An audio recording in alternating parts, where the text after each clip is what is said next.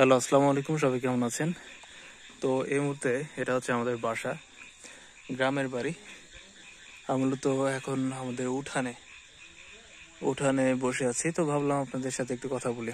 মূলত যে বিষয়টি নিয়ে কথা বলতে চাচ্ছি, আপনারা হয়তো টাইটেল দেখে বুঝতে পেরেছেন যে গ্রাম থেকে বিসিএস প্রস্তুতি আমরা অনেকেই হীনমন্যতায় ভুগি যে গ্রাম থেকে আসলে প্রিপারেশনটা কীভাবে নেব, ওইভাবে আমাদের মানসিকতা কাজ করে না, বা আমরা ভাবি যে এটা হয়তো বা মোটিভেশন অনেক কম থাকে এবং আমরা ভাবি যে এখানে হয়তো পড়ালেখা হবে না। আসলে গ্রামের পরিবেশটা কি, শহরের পরিবেশটা কি, এই দুইটার পার্থক্য আমাদের জানতে হবে।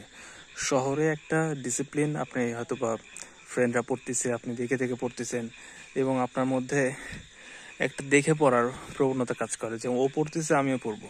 কিন্তু গ্রাম জিনিসটা এমন যে আপনাকে কেউ ফোর্স করবে না, আপনার নিজের ফোর্স ছাড়া।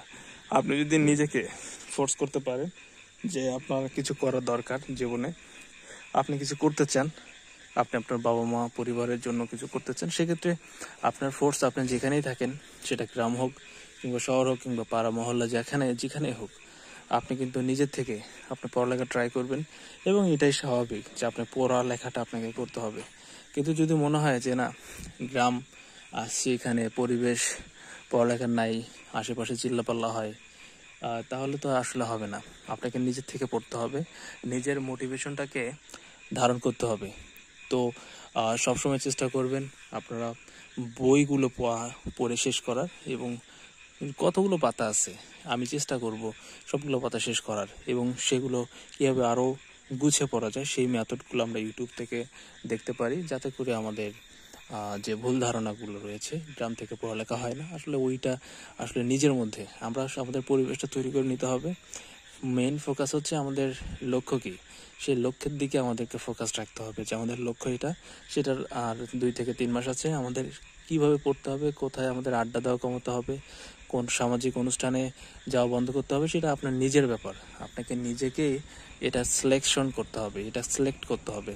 আপনি যদি এটাতে ব্যর্থ হন, তাহলে বুঝবেন যে আপনি শহরে থেকেও লাভ নেই, আপনি গ্রামে থেকেও লাভ নেই। গ্রামে একটা জিনিস কি পাবেন, এই যে গাছপালা দেখতেছেন, এটা যেহেতু রাতের বেলা আমি ভিডিওটা বানাচ্ছি, গাছপালা দেখতেছেন, তারপর আমার বাড়ির সামনে ধান ক্ষেত রয়েছে।